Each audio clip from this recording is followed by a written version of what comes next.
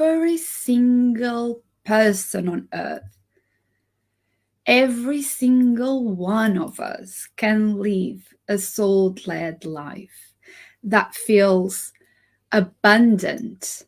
And when I mean abundant, is not necessarily money, but more like abundant in energy, abundant in meaning, in purpose, in magic. But now you might be asking, what exactly is a soul-led life? What's that? I've heard it, I've heard about it, I read about it, but I'm not really sure what that is.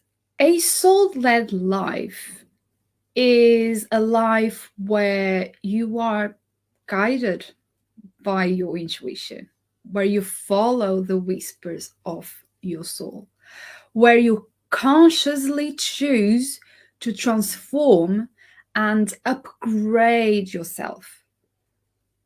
When you choose to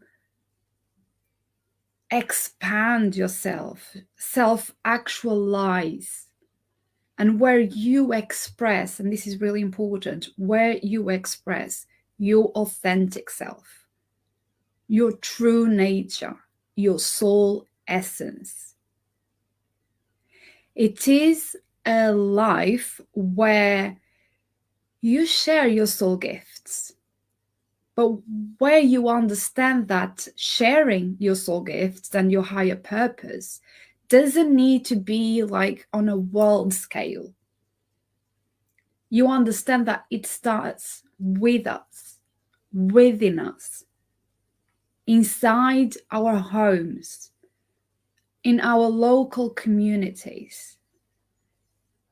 You don't go straight to the world scale, because to be of the impact that the world needs, we need to be in our own power. And when we feel energized, when we feel joyful, when we feel calm, when we feel abundant, we then are able to make huge changes and shifts that starts within us, but then creates this ripple effect onto the people we have contact with. And then subsequently to the world. There is this ripple effect. It starts with you, and then in your home, with your family, and then with your friends, and then with the people you work with, and then with the person at your local grocery shop or post office, and your local community. It starts like that. Most people think, I want to make a change in the world. But the world is so big. Yes, there are people that have that capacity, like celebrities and influencers and politicians and things like that. They are known. So because they are known and they have a lot of visibility and ways of reaching a wider audience, their impact is wider. But we don't need to be a celebrity. We don't need to be an influencer or a politician or, anyone that has that kind of visibility to make a change in the world. Because the change starts with us and with the people we get in contact with. That's how we start impacting and inspiring and positively bringing a difference that then creates this ripple effect. But don't let the fact that you are not a celebrity or known to stop you from bringing that change into the world. And living a soul-led life, it's knowing, it's understanding that, the impact that the world needs starts with you. by being you and by committing to expand and grow yourself. You will know if you're living a soul-led life when your life feels spacious, when it feels fulfilling, when it feels easy and abundant, not only in wealth, but in energy and in love. You feel like you are surrendered by people that love you and that you love, and that you are filled with energy to, do things. You don't feel tired, you don't feel drained, you feel energetic. That's how you know that you're living a soul-led life. And living a soul-led life brings you a huge sense of trust. You trust not only in yourself, but in the process. Because you don't live in worry, you don't live in your mind. You are grounded. You are connected with your soul. That's another way of knowing that you're living a soul-led life. Now you might be wondering, if living a soul-led life is this attractive, if it's this enticing, what is actually holding us back from choosing to live a soul-led life? The main reason is because it is still engraved in our soul's DNA. The negative impact of the witch hunts. And let me explain why. When the patriarchy, and when I mean patriarchy, I mean it started with monarchy and churches. So that's what I mean with patriarchy. When the patriarchy was created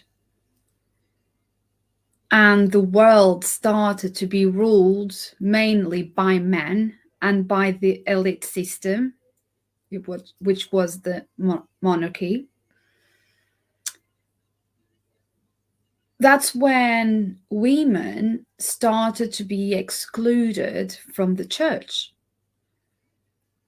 Women were also forced to lose their contact with their ancient knowledge in the forms of healing, wisdom, midwifery. They were forced to lose contact with that. And also, women were not allowed in positions of leadership and spiritual power. Whereas before we had priestesses, that stopped happening. That stopped happening in the church. We stopped having priests, not priestesses. Women were not allowed to go to school. And even after education was open to women, for example, in the medical field, women were not allowed to have higher positions. They were not allowed to become doctors. The highest position they could have was just nurses. They couldn't become surgeons or doctors.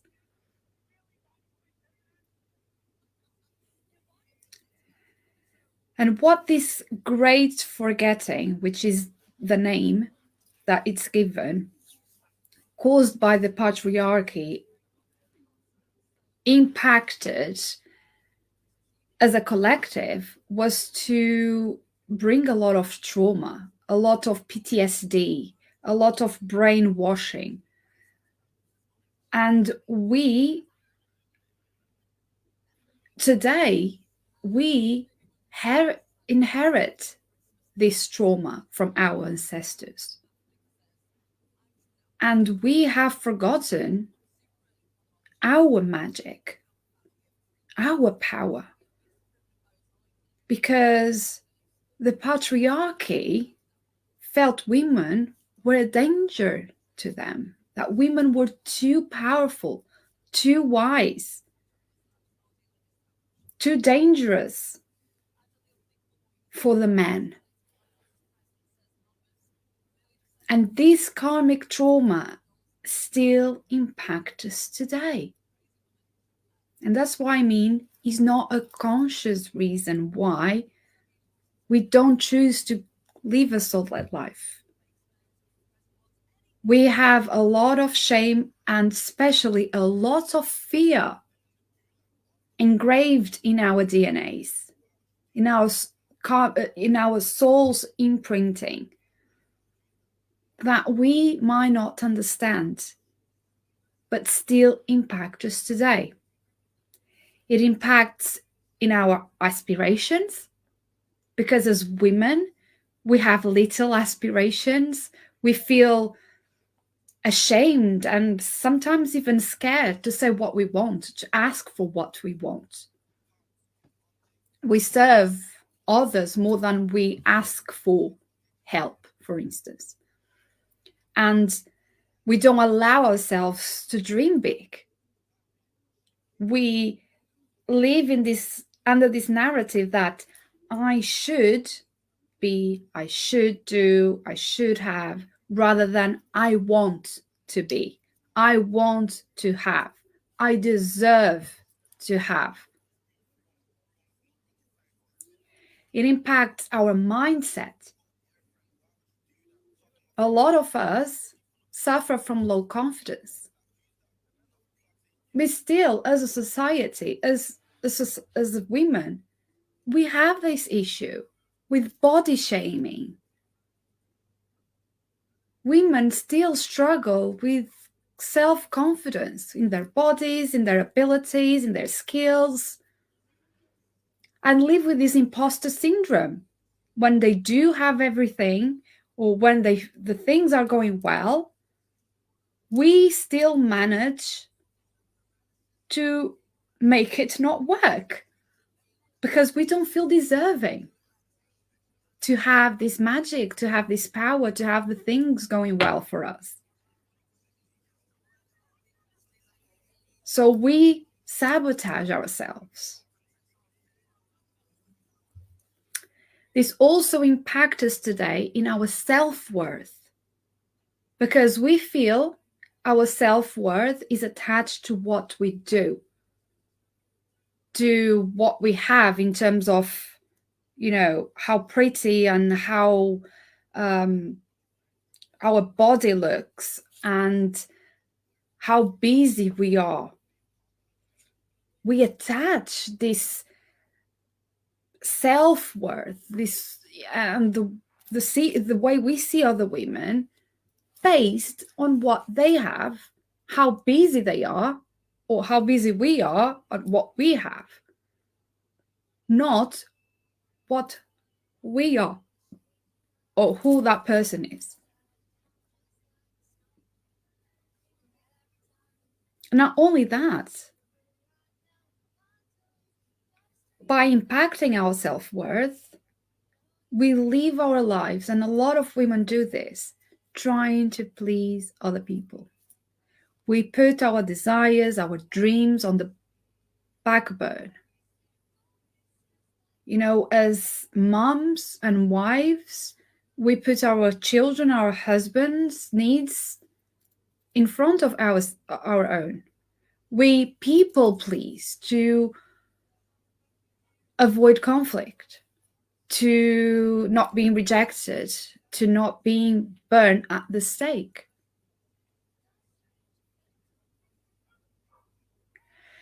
And especially, it still impacts our ability to trust We feel the need to compete with other women. We don't trust other women. We betray each other. We gossip about each other. We put them down instead of compliment, giving a compliment, giving a praise, pushing other women up, cheering them up. We do the opposite. We feel threatened, and so we gossip and we put them down. And we see that on social media all the time. All the time we see that. And this happens because as a collective, we suffer from the witch wound, where women called each other out during the witch trials to save themselves. They betrayed each other. They competed with each other. They couldn't trust each other. And we still have this wound very much alive within us.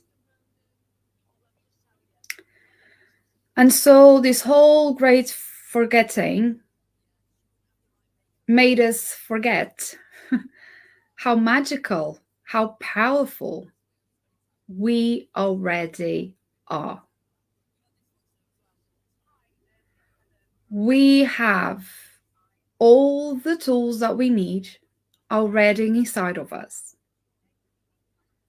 And slowly but surely, as a collective, we are starting to remember, to remember who we are, to remember our magic. And we are starting to go back to our roots. And that's why we have been seeing a rise in women's circles, in yoga communities, in people, exploring herbalism and natural healing and doing Reiki, learning about Reiki, and more people being open to use divination tools such as crystals or oracle tarot cards, and being open about it, not hiding it as we've always done. But there's been a rise as a collective on that, and it's because we are being called to go back to our roots and to remember who we are. So, how do you live a soul-led life? How do you do that? So, in order to live a soul-led life, you start by creating space for silence and spending time with your soul every single day. That's really important. Start by committing to a daily soul practice that calls to you, that feels good to you. Start by holding a vision of what you want. What do you really desire in all areas of your life? What really calls to your soul and feels aligned with your soul? What do you really want that is not based on what society or family expects of you, or that you think you should want because everyone is going after the same? What do you really want? And hold that vision. Living a soul-led life also starts by choosing to release old beliefs, old behaviors, old stories that are no longer serving you. working on yourself, doing the inner work. Because remember, impacting the world starts with you, within you. The things that you struggle the most are normally the things that you're here to help other people with. But you can't help other people with it if you haven't learned the lesson, if you haven't healed yourself. So committing to healing yourself, to releasing these old narratives, understanding your triggers, understanding your traumas, your pains, your wounds, nurturing it, healing it, alchemizing the pain into power and lessons. That's the way of living a soul-led life. Also, dedicate time to finding your tribe. We have it more easy now than our parents and grandparents had. We have social media. Now it's so easy to find our tribe. It doesn't need to be in all our local communities. It can be a Facebook group. It can be a membership that you join where there is this women's circle that meet every month and do moon rituals and, gather and just share things. Just find people that share the same values, the same love, the same passions as you, the same beliefs as you. And also embrace the cyclical living. Live in flow with the cycles of nature, with the cycles of life. Because life is not linear. We live in cycles, right? And we are not supposed to be tired and overwhelmed all the time. We are not born for that. We were not born to feel that we have nothing else to give. That we are drained and fed up with life. We are cyclical beings. We are one with nature. The same way animals and plants and the tides of the ocean, they vary, and we have the seasons. We too, as part of nature, have our own seasons, our own cycles, not only in age, not only as in being mature, but our own internal cycles as well. We expand and we contract. There are times that we feel growth and expansion, but there are other times that we go into a hibernation, that we go within. We have ebbs and flows, and living a soul-led life is honoring those ebbs and flows, is understanding that we all have ebbs and flows, and this is just the natural cycle of being a human and being one with nature. And that without our ebbs, there are no flows. So we need it to live in our cycles, to honor our cycles, to grow. Because we grow in flow when we transform our lives in rhythm with our bodies and nature. We don't need to be in this fast-paced life all the time, doing, going after everything, draining our energy, not feeling we don't have enough time because we want this perfect linear life where we go from A to B like that in a straight line. But life is not like that. Sometimes from going to A to B, you have to go in the roundabouts and choose other paths. But that's the nature. And it's understanding, living a soul-led life is understanding that by going slow, we are actually moving fast. There is always this feeling of whenever we are starting a new year that we have this clean slate, this fresh start, that we get to choose to have a different life. So why not making a commitment to have a more soul-led life? To commit to one daily practice that connects to your soul every day.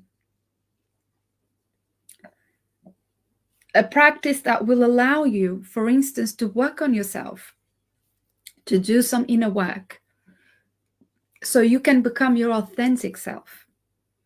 So you can live your authentic self to live a more authentic life, which is a soul-led life. Because being our authentic selves is being directly in connection with our soul essence. So if you're being your authentic self, you are living your soul essence. Therefore, you are living a soul-led life. So why not to choose that? Let's make 2023 the year we work on our soul expansion, on our soul's growth, creating shifts and changes that are long-lasting. Not New Year's resolutions that you tick a list of things that you hope to achieve in the new year, but by the 14th of January, you give up. And by the end of the year, you probably accomplished one or two things. These are wishes that are not long-lasting. Living a soul-led life is choosing every single day to honor yourself, to honor your authentic self, to connect with your soul. And the shifts and the transformation that comes from choosing this every day, making this choice every day, is long-lasting and has the ripple effects. So let's make 2023 that choice. And if you want some help with it, I just created, I'm so excited, I just created an ebook, my first ebook, 200 pages, yeah? Ebook on uncovering your authentic self. So in this ebook, I basically take you on these 3-step pathways, like 3 chapters, where you will explore your past self, you will explore your present self, and then you're going to envision your future self in order to uncover your authentic self. It's just, as I said, by living your authentic self, you are living your soul essence. Therefore, you're living a soul-led life.